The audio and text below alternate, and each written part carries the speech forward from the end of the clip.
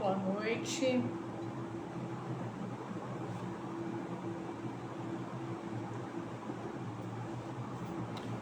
Oi. Boa noite, meninas. Tudo bem? Não vou encher linguiça, não. Vamos orar? Vocês já estão aqui, né? Vamos orar então pra gente começar a nossa aula. Vamos lá, então. Querido Deus e Pai, em nome de Jesus, eu venho no teu altar colocar a minha vida, a vida dessas mães, dessas professoras que passam por aqui, que o Senhor possa nos abençoar, nos guiar, nos direcionar. Eu declaro a tua bênção sobre a vida de cada mãe, de cada professora, e que a tua poderosa mão se estenda sobre nós durante essa aula. É o que eu te peço em nome de Jesus. Amém. Amém. Vamos lá então, minha gente. Bom, eu já fiz um geralzão do que a gente vai falar, né? Dos princípios clássicos pedagógicos, que esses princípios clássicos são princípios norteadores das nossas rotinas, né? E elas não servem apenas só para quem dá aula, só para pedagogia clássica, mas elas são provérbios que valem para qualquer profissão, tá? A gente viu Festina Lente, quem assistiu a aula de Festina Lente e ficou pensando nas suas práticas, tiver alguma pergunta, coloca nessa interrogação que tem aí embaixo, por favor, porque às vezes vocês colocam comentários no meio, aí a gente perde, né? Se ficar lá na interrogação, no final da aula eu tiro as dúvidas, tá? Então a gente viu Festina Lente. Festina Lente é apresse-se devagar, apresse-se a fazer o que é certo devagar, né? O que é isso? A gente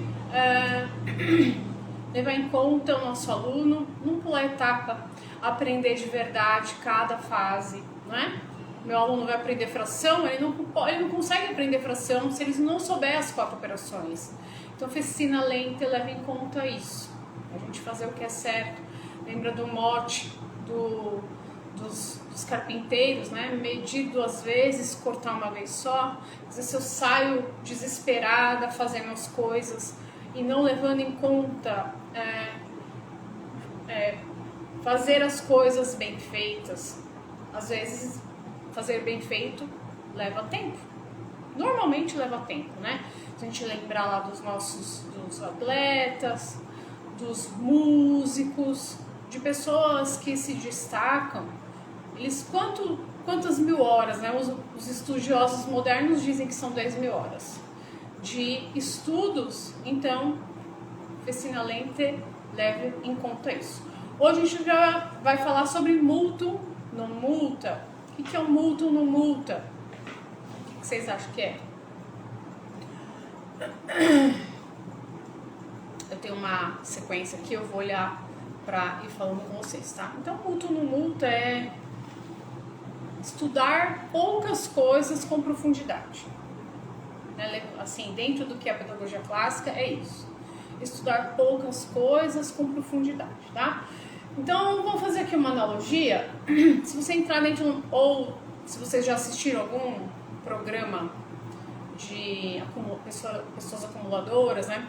Tem aquele monte de coisa, um monte de papel, um monte de roupa, um monte de livro, um monte de móvel, um monte de coisa, né?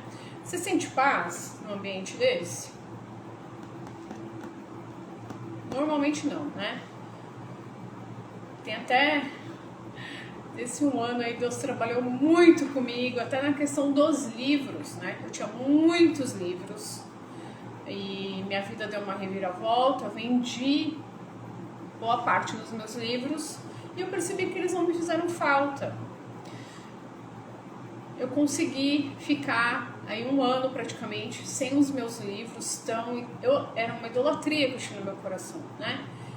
Mas aquilo que eu precisava, eu estava usando e deu certo. Tem até um post meu sobre as irmãs Brontë, onde você vê a biblioteca delas, era uma biblioteca pequena, o pai tinha ganhado uma enciclopédia quando foi para a faculdade em Londres.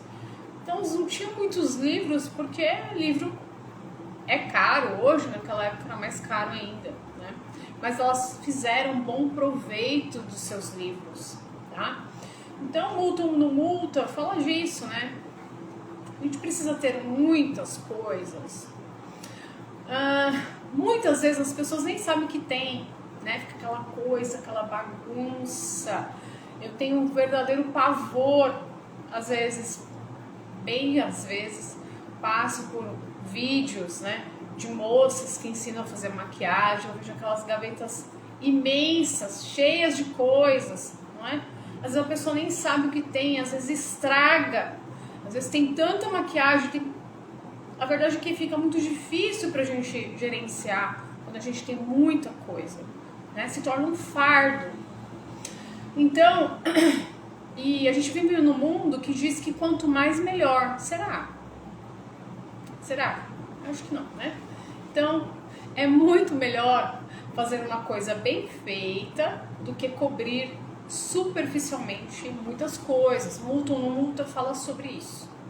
Então, é muito melhor nos dedicarmos a poucas coisas, mas com profundidade, do que passar por várias coisas de forma superficial. Tudo bem? Quando isso acontece? Quando nos aprofundamos uma coisa de cada vez. Então, às vezes, eu fico muito honrada quando alguém me manda mensagem e fala: Cris, eu demorei 2 anos para fazer o seu livro 1. Porque o meu livro 1 é um livro muito denso. É um livro que ele exige muito desses princípios. Eu acredito que todos os meus livros eu levo em conta esses princípios pedagógicos. Por que eu estou aqui falando essas coisas para vocês? Porque essas coisas eu acredito serem muito importantes. Esses princípios são norteadores da nossa educação, são norteadores da nossa rotina, são norteadores do nosso planejamento. Sem essas coisas, você imagina o seguinte: você dirigir um carro manual, né, que tem que passar marcha, só que você só sabe dirigir carro automático.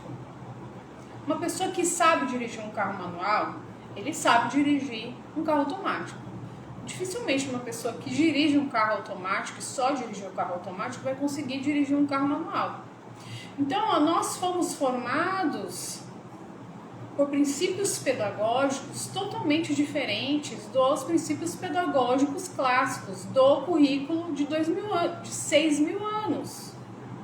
Quando a gente olha lá para Abraão, para Jacó, como eles educaram seus filhos, como Abraão educou Isaac, como Jacó ensinou José.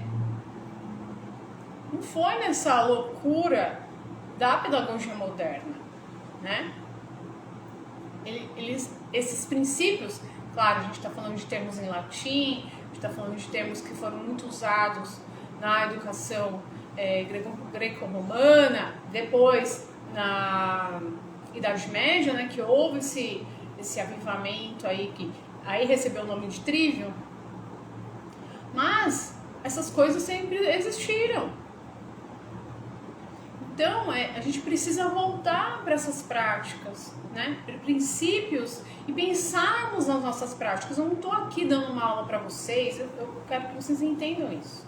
Porque eu procuro fazer esse exercício na minha vida. Primeiro, eu não estou aqui para ditar regra para ninguém. Eu não sou perfeita, né? Eu estou caminhando.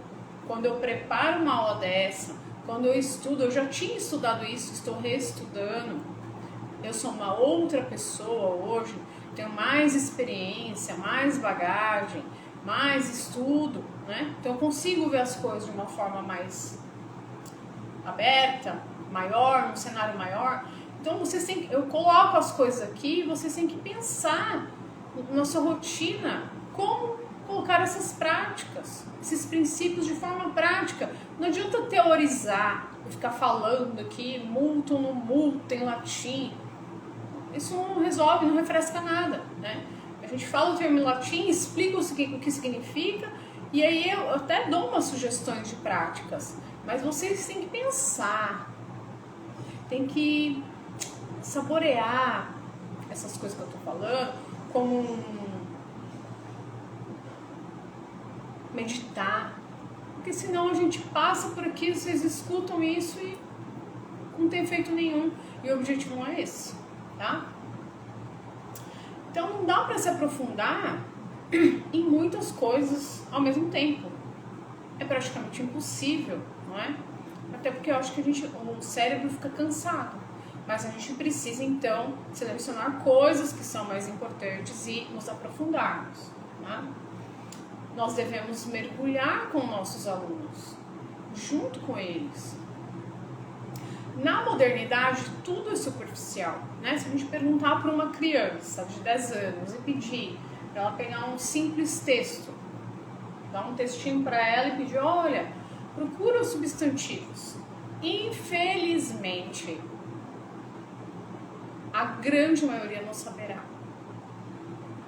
Agora, por quê? Porque são várias coisas, né?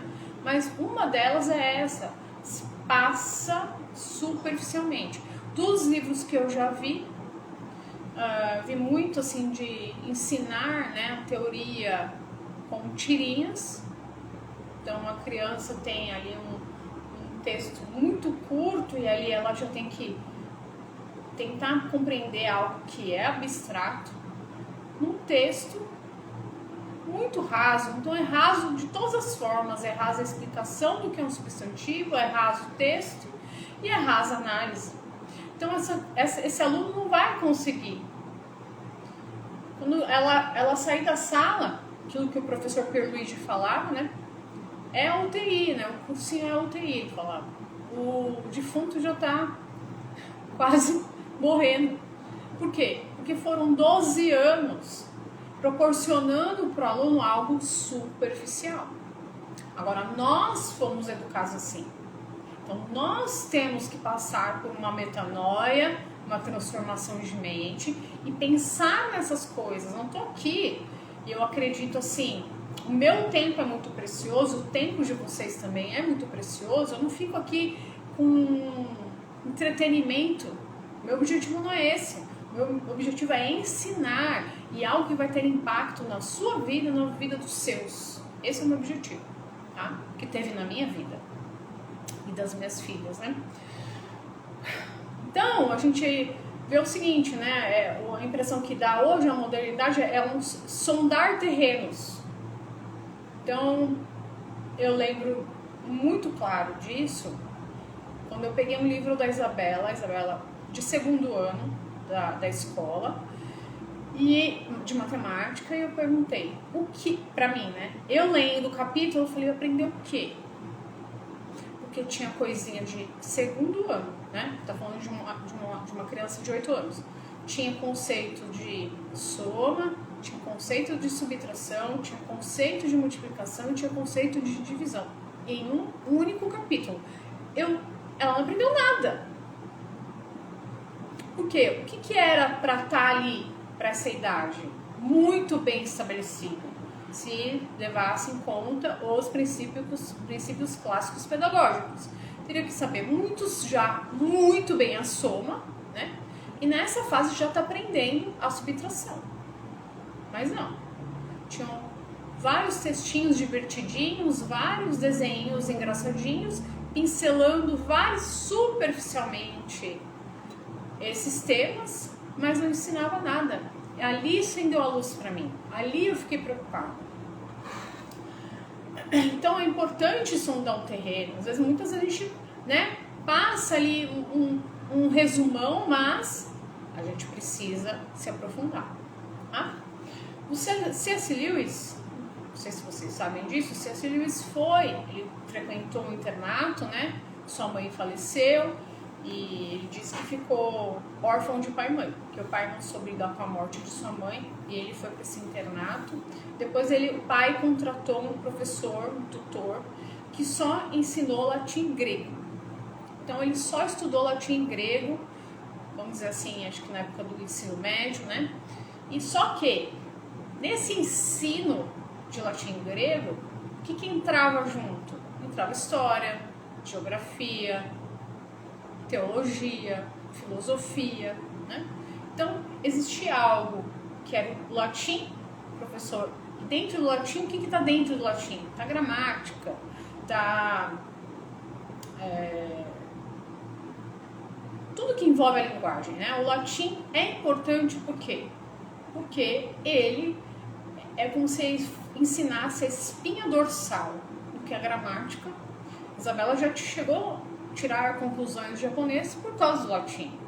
Fica muito mais fácil para aprender o latim e ele é para você aprender o latim, você estudar latim, você vira um quebrador de códigos. Ele trabalha lógica. O latim trabalha lógica. Então, ele estudou isso. Então, era latim, grego e dialética que esse professor ensinou. E isso foi o fundamento para o C.S. Lewis ser quem ele foi, né? Ele foi um homem fora da curva, né? Um escritor fora da curva, tá? Então, o mútuo é estudar poucas coisas com profundidade. Aí, aqui tem uma sentença do São Tomás de Aquino que diz assim: pouco conhecimento sobre um bom livro é superior do que o profundo conhecimento de um livro ruim. Então, eu posso só ter um conhecimento superficial de um bom livro, é muito melhor do que eu ter um conhecimento profundo de um livro ruim. E eu percebi isso. Eu já falei aqui, eu falei na live sobre Festina Lente, que eu fiz 5 análises literárias direcionadas pela Susan Bauer. Eu não gosto muito do livro do Mortimer Adler, o Como Ler Livros, né? Eu acho ele... é um bom livro, mas assim, não foi um livro que... não houve um maravilhamento quando eu li. Com o livro da Susan, eu acho que a Susan é muito mais prática em como fazer análise, né? Então eu fiz 5 análises só de literatura, só de prosa. Mas ali ela ensina a fazer para biografias, livros históricos, poesia, tá? Então eu recomendo muito, Como Educar a Sua Mente. Como Educar a Sua Mente. Era uma capinha amarela, agora é azul, tá? Então, muitas vezes é melhor a gente ler. Por exemplo, eu li esses 5 livros que foram livros que mudaram a minha vida, né? O meu favorito é Jane Eyre. Então, eu possuo Jane Eyre. E o livro me possui. Eu lembro de cenas. Por quê? Porque não foi uma leitura corrida. Eu, de fato, analisei capítulo a capítulo. Depois fiz análise da dialética, análise da lógica. Depois fiz análise da retórica. Então, aquele livro me pertence. Esse trabalho normalmente demora 4 meses para ser feito. Então, em vez de ler 30 livros no ano, que é a minha média aí de uns 3 anos para cá, quando eu faço isso, eu leio muito menos. Por quê? Porque eu tenho que me dedicar, tá? Eu recomendo, tá bom? Então, até coloquei aqui. Você já possui um livro? Dessa forma é diferente, tá?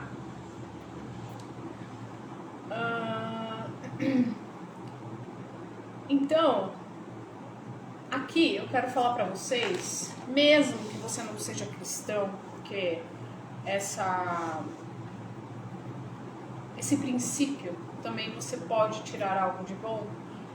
Quando a gente olha muito para a educação clássica cristã, sempre tem essas referências bíblicas, né, desses personagens, dessas pessoas que podem nos ensinar muito, tá? Então, anota aí, depois vocês leiam o texto de Marta e Maria, é Lucas 10, 38 e 42. Eu vou ler aqui com vocês, depois eu vou discorrer sobre que eu mergulhei aqui, eu quero que vocês mergulhem muito comigo aqui, fazer um multa no multa, tá? Desse texto. Eu vou ler então. Existem algumas palavras que são grifadas e depois a gente vai para essas palavras e eu vou explicar para vocês o que são cada uma delas e aí eu vou fazer algumas perguntas, tá? Bom, eu vou ler então. Lucas 10, de 38 a 42 diz assim: E aconteceu que, indo eles no caminho, entrou numa aldeia e certa mulher, por nome Marta, o recebeu em sua casa. Então, indo ele, Jesus, tá? Desculpa, eu li errado aqui. E tinha esta uma irmã chamada Maria, a qual, assentando-se também aos pés de Jesus, ouvia a sua palavra. Marta, porém, andava distraída em muitos serviços e, aproximando-se, disse: Senhor, não te importas que minha irmã me deixe servir só? Dize-lhe, pois, que me ajude. Então, o cenário é: Jesus está passando por uma aldeia, uma mulher o recepciona, chamada Marta, recebe em sua casa, né? Isso já começa a mostrar que Marta é uma mulher hospitaleira, ela gosta de servir, ela gosta de receber.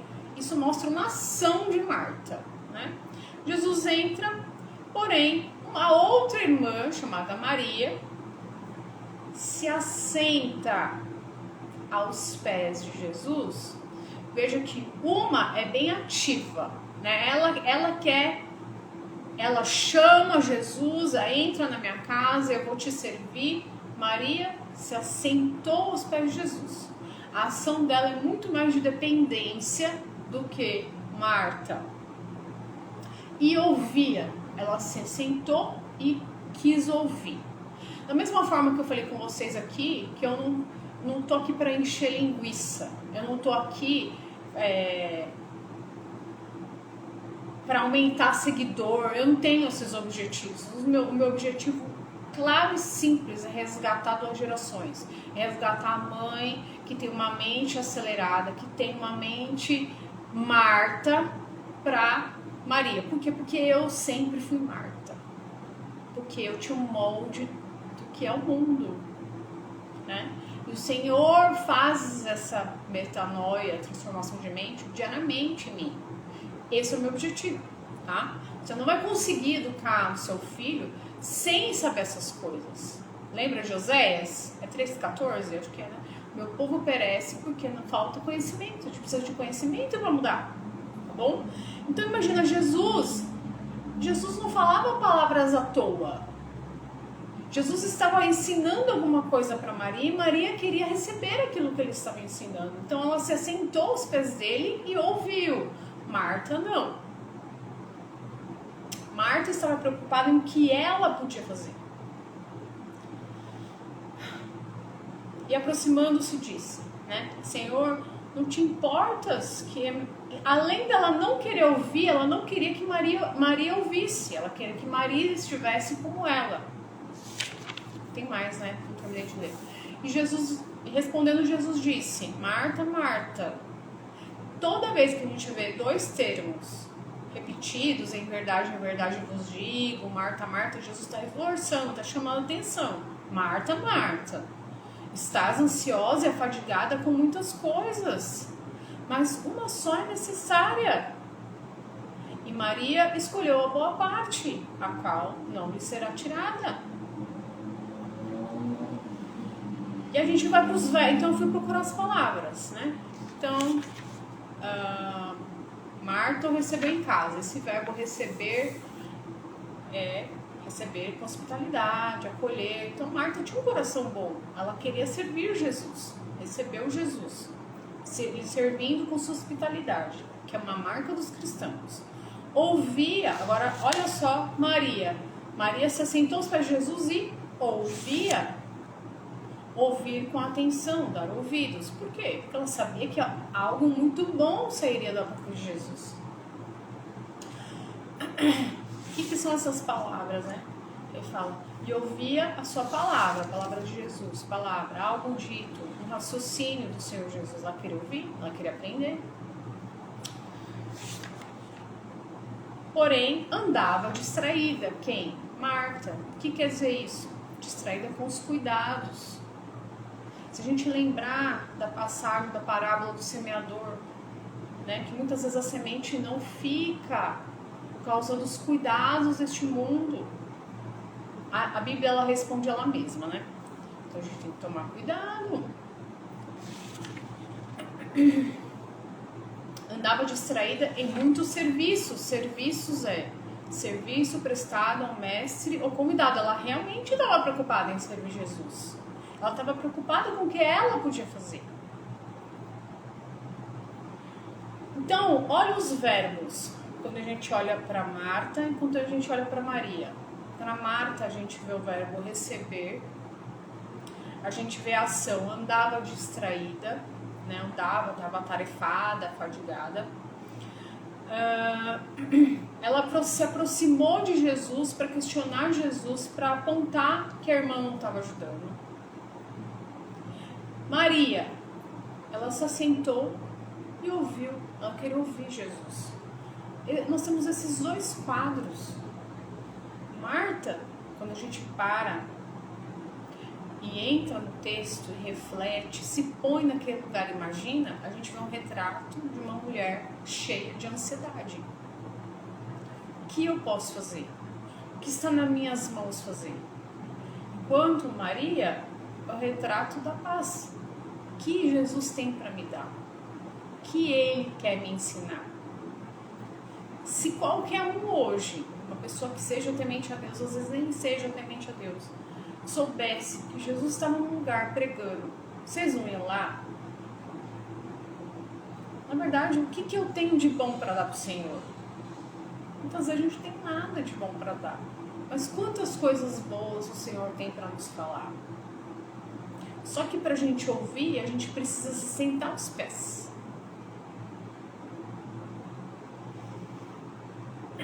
Jesus não estava desperdiçando o tempo da Maria. Como eram essas palavras, Jesus? O que será que Jesus estava falando para ela? Ela simplesmente esqueceu. Enquanto Marta estava ansiosa, fadigada com as coisas desse mundo. Então veja, isso é um retrato da nossa aula. Como é a nossa aula? A gente está afadigada, está desesperada, está ansiosa, está olhando para as coisas desse mundo e querendo implantar as coisas desse mundo na sua casa. A sua mente passou por uma renovação, uma transformação, ou uma mente ainda presa lá no progressismo? Existem coisas no modernismo que são boas, não vamos jogar tudo fora, não. Diferente do que fizeram, né? Com o que era tradicional, com aquilo que funcionou durante tantos anos. Mas esse ânimo, esse viver, esse princípio deve nortear a nossa rotina. Eu sempre fui assim, eu tô falando para vocês em muitas coisas que eu já melhorei. Em muitas coisas que o Senhor já me abençoou. Em muitas coisas que eu entendi que eu estava fazendo errado. Vou dar um exemplo para vocês. Acho que até escrevi mais para frente, mas já vou falar, se eu não esqueço. As meninas estão praticamente terminando seus estudos de gramática. Quando elas terminarem os estudos de gramática, elas vão estudar o latim no lugar. Por quê? Porque eu não estou preparando as minhas filhas para uma prova.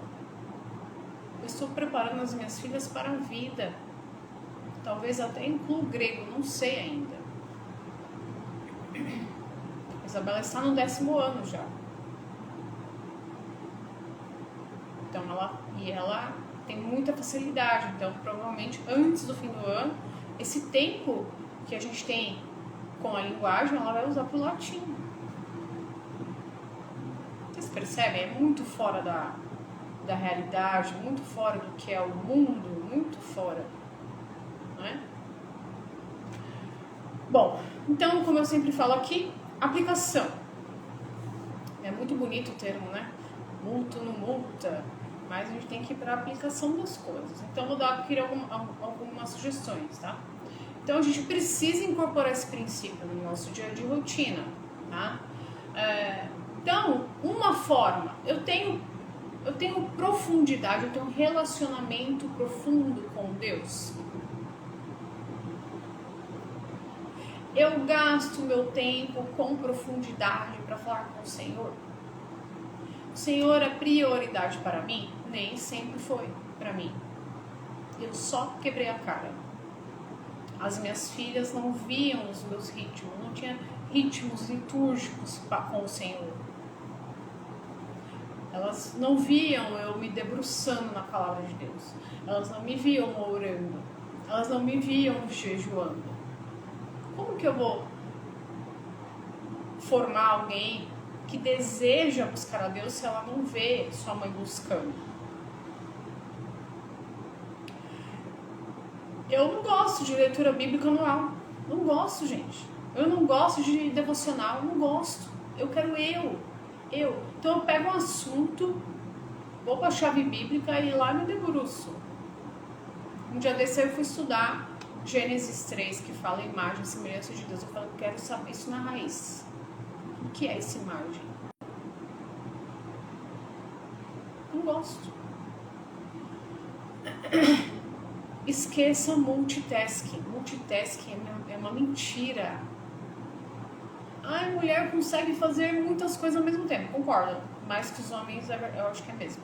Mas isso a gente não aprende, não.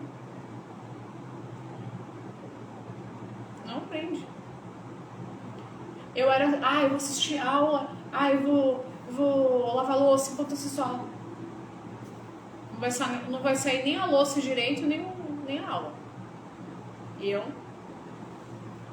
comecei a focar naquilo que era importante, em poucas coisas, né? Mas dedicar o meu tempo, de verdade. Mudou muito. Não levar as matérias de forma superficial. Se você tem o seu filho, você percebeu que ele não aprendeu, não vai pra frente. Ou se ele aprendeu de forma superficial, não adianta, pra quê? Não tem porquê fazer de conta. Não adianta. Não pular de um livro pro outro. Vou dar um exemplo, tá? Por exemplo, a Rafaela, meu marido, queria que ela lesse. Ele deu a sugestão, né? Falou, compra este Mundo Tenebroso. É um livro moderno. Eu li quando era adolescente. A tradução que eu tinha era boa. Aí eu comprei. Sem brincadeira, ela ficou 3 meses. Com esse livro sambando ali pela sala. E pega o livro e vai. Rafaela, e aí? E a Rafaela, quando ela gosta do livro, ela vai embora, sabe? Ela leu A Inquilina de Wildfell, que é da Anne Brontë. Ela leu em 3 semanas. E o livro é dessa grossura. Linguagem difícil. Aí eu cheguei pro meu marido agora, falei, esse livro aí não tá legal não, vou trocar. Aí ela já tá lendo agora Anne de Green Gables e tá de capítulo 15, falou pra mim hoje. Que tá gostando, né? Então, uma coisa também assim, eu deixei 3 meses. Falei, eu vou deixar ela. Mas aí também não dava pra continuar, porque não ia render. Então aí eu falei, não, filha, conversei com meu marido, falei, vou liberar ela, tá? Aí a gente trocou e agora tá caminhando, tá? Agora também tem gente que assim, né, vai pipocando, usa um material. Não dá tempo para aquele ritmo. É difícil quando a gente troca de material. E aquilo, você incorporar aquele ritmo. E aí dá um mês, vou pegar outro. Fica pulando de material em material. Tá? Isso não é bom. Somos profundos em nossos relacionamentos. A gente tem relacionamento superficial com os nossos filhos, com o nosso cônjuge, com os nossos amigos. Eu acredito que a gente, né, normalmente, eu tenho bem poucas amigas, mas eu tô é profundo esse relacionamento, há um cultivo disso. Nas posses, como é meu relacionamento com as posses, né? Quantidade versus qualidade.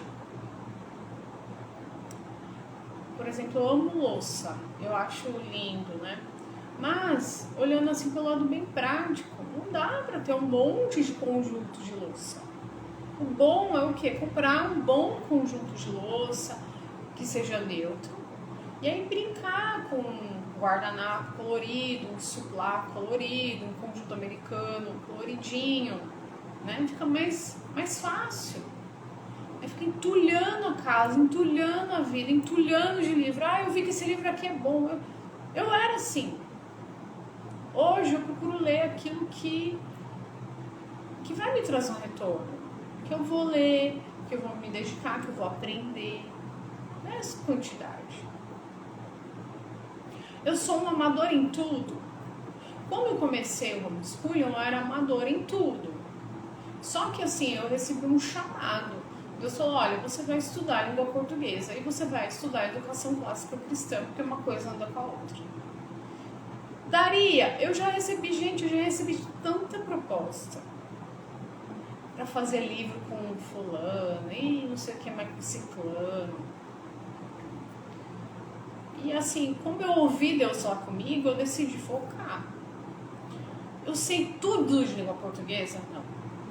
Mas aquilo que eu me propus a fazer, que é montar o meu currículo de gramática, lógica e retórica, eu me dedico no melhor que eu posso.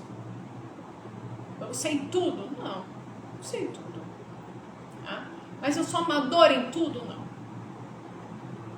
Em algumas coisas eu sou.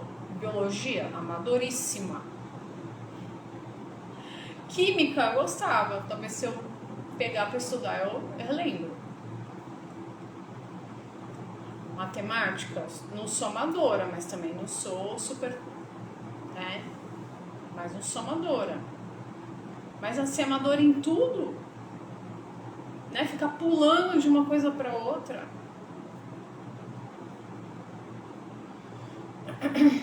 Para estratégias para mútuo no mútuo na aplicação das suas aulas, o seu dia a dia aí. Tenha uma visão clara. Nem tudo é para você com o seu filho.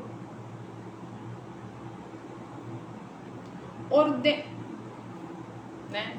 Nem tudo é para você. Nem toda proposta que aparecer para você é para você. Você tem que falar sim. Não. Hoje, por exemplo, minha agenda, eu praticamente sentei hoje, agora. Meu dia começou 15:06 da manhã. Mas eu sei cada coisa que eu preciso fazer. Não é cronometrado, eu tenho um fluir durante o dia, mas eu fiz tudo que eu precisava fazer. Fiz até além. Fui até na ótica comprar um óculos novo pra Isabela que o dela quebrou. Por quê? Porque eu sei aonde eu quero chegar, eu sei o que eu preciso fazer. Minha vida não está entregue na mão de outra pessoa. Ordene seu dia, seu tempo. Sem isso é impossível priorizar o que é prioritário. Se a gente coloca, C.S. Lewis tem essa frase, se a gente coloca o que é secundário como prioritário, prioritário vira secundário. Por exemplo, estar aqui na minha vida não é o prioritário. O prioritário é Deus, minha família, e eu entendo isso aqui como um ministério, vamos dizer assim, meu trabalho, né? Meu trabalho. É terceiro. Então, eu cumpri tudo com eles. Eu cumpri tudo com o Senhor. Me enchi dele. Depois cuidei da minha família.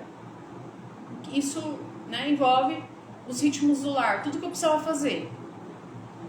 Meu marido, vou dar um exemplo, meu marido comprou cogumelo. Se eu não fizesse hoje, eu ia ficar meio... Já desci, terminei o que tinha que fazer, fiz o cogumelo, avisei. Eu jantei no horário diferente deles pra estar aqui. Eu só tô aqui porque eu tenho um acordo com meu marido. Eu falei, eu pretendo fazer uma live esse horário, tudo bem? Não, tudo bem, Cris, pode fazer. Entende? Uma outra estratégia, né, para mútuo no mútuo, é a leitura em voz alta. É um bom uso do tempo. Tem uma carga, né, daquilo que vai ficar no coração dos filhos. É um bom tempo investido. uma boa literatura. Não precisa ficar inventando muita coisa. As coisas são simples. Às vezes não são fáceis, mas são simples. Parei seus estudos, que é o que aconteceu com o Lewis, né? Quando o professor ensinou latim, grego e dialética, ali o que vinha junto? História. É o que muitas mães às vezes contam, né? A gente foi ler um texto e aí falava lá de um lugar e a gente foi procurando um mapa. Muito do estudo bíblico, muitas vezes acontece isso, a gente está lendo Atos, eu e a Rafa, e aí a gente vai, olha, o Paulo viajou daqui para cá, meu Deus, Felipe andou tudo isso para encontrar o eunuco. Isso é um estudo pareado, aprofundado. Às vezes o próprio aluno tem curiosidade, aí você tem que largar e entrar junto com ele. Isso é bom. Não é igual na escola, deixa para isso e depois a gente vê. Não. Se tem interesse, vamos nos adentrar, vamos ver. Eu vou com você. Não procure o melhor livro. Aí também tem gente que fica na busca do santo graal do livro, a melhor tradução. Muitos livros têm traduções muito boas, concordo, mas isso também não pode ser uma coisa para te parar, para te barrar. Tá? E um princípio muito importante, que ajuda demais no mútuo no multa, é Filipenses 4:8. Tudo que é bom, tudo que é agradável, tudo que é de boa fama, se há alguma virtude, algum louvor, nisso pensai. Então, você faz o planejamento.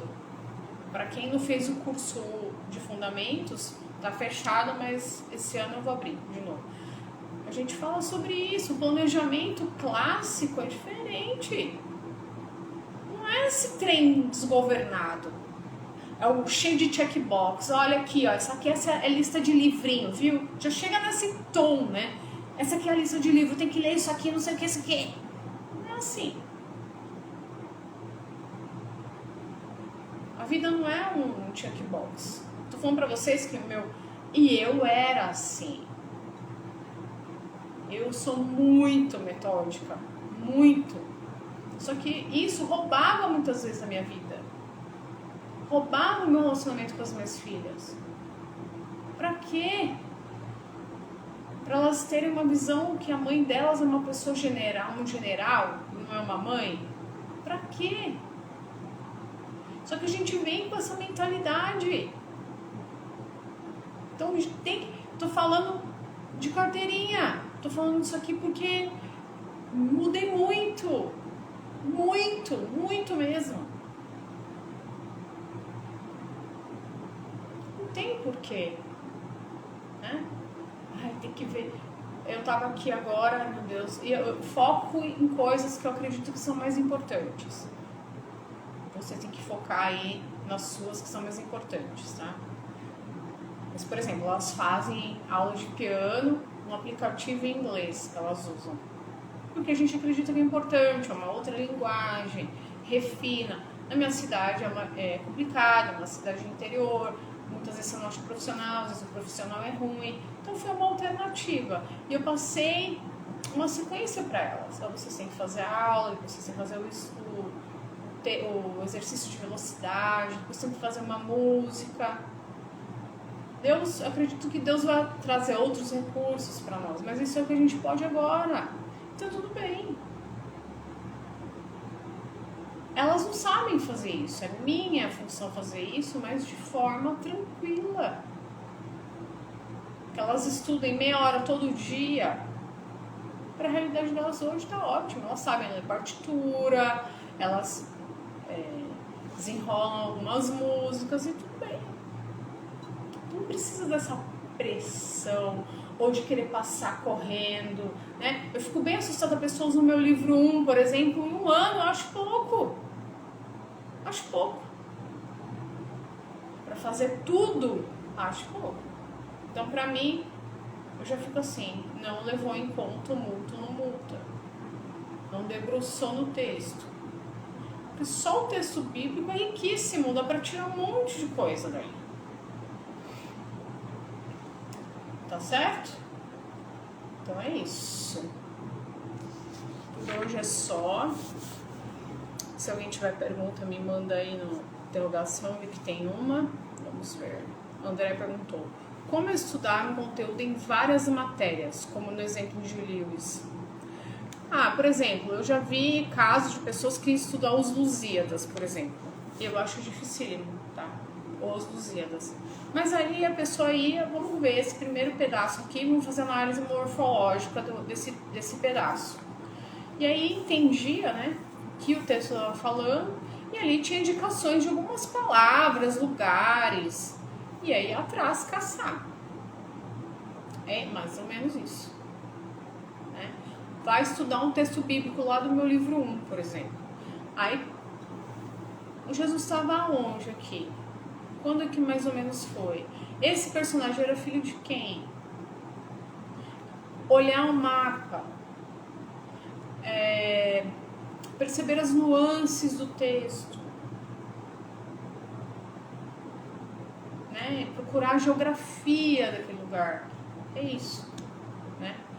Dentro daquele texto dá para estudar várias outras coisas.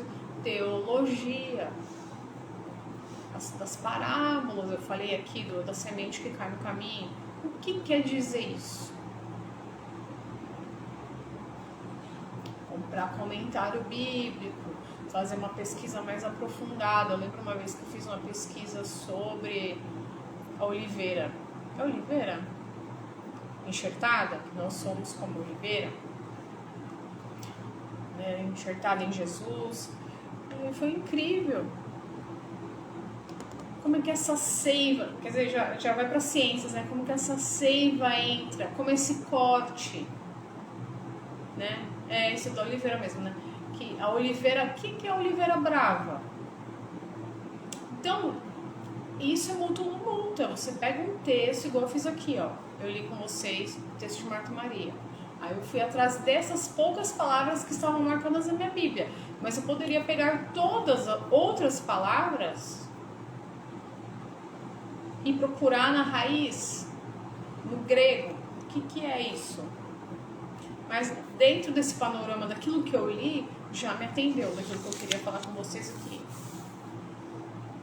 Quem que era Marta? Quem que era Maria? Onde elas moravam? O que Jesus estava passando por ali? Como que foi isso? Aconteceu que ele estava no caminho, entrou na aldeia, e aí a Maria já encontrou com ele e mandou ele entrar. Como era essa hospitalidade judaica? Como elas recebiam? Por que ela estava tão atarefada? Não estava nada pronto? Será que ela não se preparou antes? Aí ela só recebeu Jesus e quis fazer o seu melhor, mas estava sem as coisas direito? Vocês percebem? Isso é muito multa. E você faz isso correndo? Dificilmente. Quando a gente foi ler Atos e leu essa passagem de Filipe com Eunuco, eu comprei um comentário muito bom, não me recordo o nome agora, e ele fala várias coisas ali. Que nem prosélito ele podia ser. Ele era eunuco, ele era tido como impuro. Então ali a gente foi conversando, sabe? Aí entra o ensino socrático também. E aí, Rafa, o que você acha?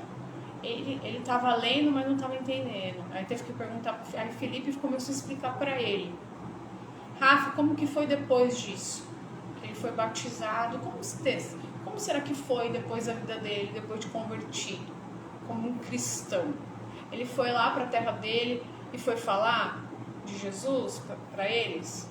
Cremos que sim. Entende? Isso não dá para fazer correndo. E a gente pode fazer isso com qualquer coisa. Né? Para que essa ansiedade? Quando eu comecei, meu Deus, eu comprava um monte de material inútil que eu não usava. Porque, gente, a gente vive num mundo, a gente tem que tomar muito cuidado. Não existem vozes sem objetivo. Não existe. Aí a pessoa fica ali, ela tem todo o traquejo de retórica. Ai, que esse material maravilhoso. Eu não tenho essa prática, né? Eu não sou uma sofista, né? A gente percebe isso, a pessoa faz de tudo para vender. Já aconteceu várias vezes a pessoa mandar mensagem pra mim, falou, você olhou a amostra, você assistiu a aula, você tem que saber o que você está comprando, tem que sair dessa ansiedade. Você percebe que a pessoa vem toda ansiosa, alguém falou pra ela que o material, não sei o que. Essa semana eu recebi uma mensagem, a pessoa me mandou uma mensagem dizendo assim, se eu comprar o seu material, você vai tirar as minhas dúvidas? Eu falei, não vou tirar suas dúvidas. Esse não é o meu papel. Um livro não é uma consultoria, é um livro. Mas por que eu tenho essa visão muito clara das coisas? Se eu não souber ordenar o meu tempo, qualquer um vai mandar no meu tempo. E eu tenho uma responsabilidade com a minha família, tenho uma responsabilidade com o Senhor, tenho uma responsabilidade com vocês, mães que usam meu currículo. Vocês percebem? Não é todo o curso que eu faço, não é todo o livro que eu compro, não é mais. Porque eu tenho um objetivo, meu tempo é muito precioso. Tem que gerar livro, tem que gerar curso, tem que... educação das minhas filhas, com meu marido. Agora, se você não sabe para onde vai, qualquer caminho serve, qualquer material serve, não é assim. Só que você percebe? Para você ter essa visão clara, você precisa ser como a Maria, se sentar aos pés do Senhor Jesus e ouvir o que Ele tem para dizer. O que Ele tem para você?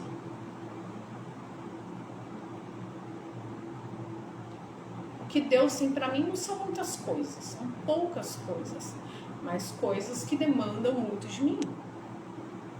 Então eu preciso saber muito bem como usar as minhas forças, as minhas capacidades, meu tempo.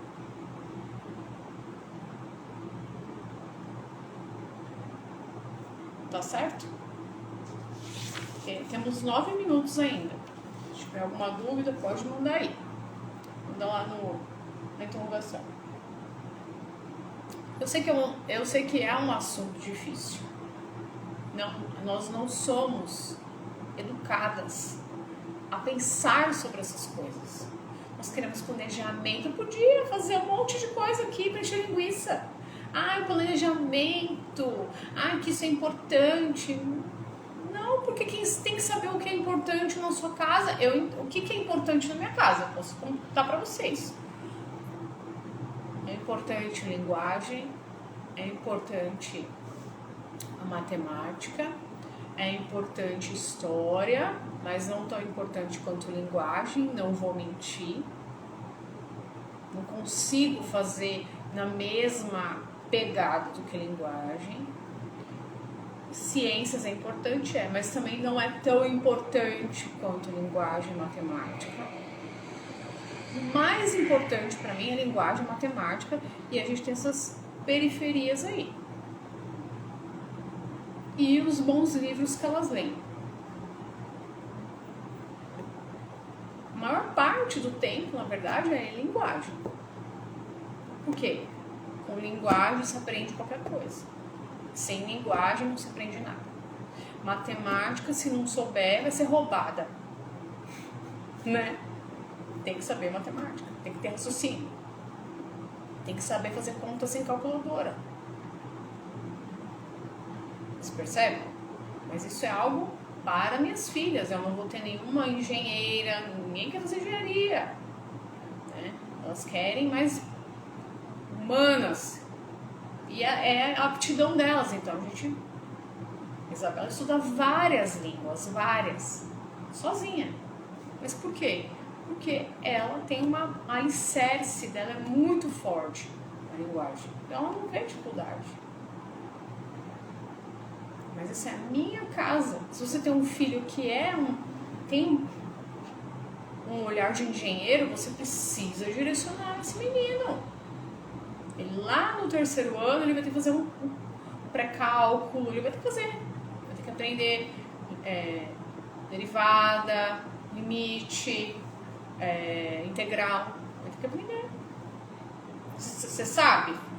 Provavelmente você não vai saber, então você vai ter que contratar um tutor. Se o seu filho quer ser médico, é outro direcionamento. Agora, eu acho que para tudo isso, sem linguagem, é muito difícil. muito difícil. Precisa de linguagem. Então, é o que eu sei fazer, como que eu direciono. Eu sinto paz em fazer assim. Tô falando pra vocês, elas vão terminar currículo de linguagem, elas vão estudar latim no lugar. É isso. Continuo lendo os bons livros, fazendo umas análisezinhas dos livros e tá tudo certo. Tá certo? 5 minutos, minha gente. Alguma dúvida? Então, a minha provocação é essa. Né? Pra que tanta matéria? Pra que passar superficialmente? Pra que... ai, meu filho... Eu recebo uma mensagem aqui, minha filha tá no currículo tal e já quer entrar num negócio tal, mas eu sei que não tá bom. Por quê? Eu já pegando a garrafa, olha. Tem um copo bonitinho aqui pra beber água. Pra quê? Tem que saber as coisas, não adianta fazer de conta. Os fundamentos, os rudimentos das coisas. A criança precisa saber. A criança precisa saber ler bem, né? Ter passado lá pela consciência fonológica. Depois ela precisa saber bem a morfologia, as 10 classes. Depois ela precisa saber bem fazer análise sintática, que a gente ensina aqui, eu ensino vocês de um jeitão que não é o usual, através de análise de diagramação, né? A criança precisa escrever bem. Deixa eu ver aqui. Educando para a eternidade. Gente, se quiser fazer pergunta, manda lá na interrogaçãozinha, tá bom? Mas deu pra ver aqui. Quanto tempo você indica de leitura em voz alta para crianças de 5 a 11 anos? Olha, a Lori e a Sarah Mackenzie falam de 2 horas. A Liane Borges fala 2 horas de leitura em voz alta. Nunca fiz. Eu acho que eu fiz no primeiro ano, de fazer muita leitura em voz alta. Na minha rotina hoje, não dá mais. A gente faz de sexta-feira história e eu leio livros extras com elas. Então isso é muito particular. Também não... Por exemplo, o livro da Susan Bauer, Como Educar Sua Mente, é um livro que me dá ansiedade. Eu vou lá procurar material. Chega, por exemplo, a Isabela usa material indicado pela Susan Bauer, de matemática, de lógica, eu peguei indicação lá. Mas aquela ansiedade, tem que estudar tantas horas isso. Também às vezes você tá lendo lá e a criança já cansou. Você tem que fazer a sua análise do que funciona para você. Educação clássica cristã é como se fosse uma roupa de alfaiate. Ela é feita sob medida. Você tem que saber o rumo, o norte que você vai tomar. Mas como você vai fazer, a forma que você vai fazer é muito particular. Eu vejo, por exemplo, o curso de narração, né? Cada criança é de um jeito. O livro que a mãe vai escolher é importante. O horário que a mãe vai exigir a narração é importante. A forma, como que essa criança vai fazer é tudo muito particular. Então, normalmente eu dou ali as receitas para as mães, você pode fazer assim, assim, assim, você quer levar em conta isso, isso e isso, e aí você vai ver, vai para a prática para perceber, para sentir o que funciona. Então, faça isso, faça testes. Mas acho que 5 anos não vai ter muita paciência, eu acho. Vai ficar cansado, né? Tem que dar um Lego, ter alguma coisa, né, para mexer, dependendo do temperamento, tudo isso influencia. É muito particular. A gente tem que pegar essas direções dos livros, né? Da Susan Bauer, da Liane Borges, dos Bludor, e testar. Testar para ver o que funciona.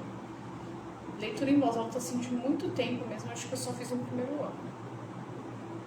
Tá? Mais alguma pergunta, gente? Senão a gente vai encerrar. Não tem? Acho que não, né? Então tá bom. Então, espero que vocês tenham gostado. façam esses questionamentos para vocês mesmas e pensem. Sempre uma boa analogia é do mergulhador, né? Não anda de jet ski nas disciplinas, faça como mergulhador, tá bom? Então, Deus abençoe vocês. Vocês tenham uma noite de paz e descanso, tá bom? Um abraço e com Deus. Quinta-feira, outra live. Tô fazendo uma noite e uma à tarde, tá? Provavelmente às 5 da tarde, mas eu aviso aqui, tá? Se eu não me engano, acho que é a repetition mater memoria, que é a repetição mãe da memorização, tá bom? Um abraço, fiquem com Deus.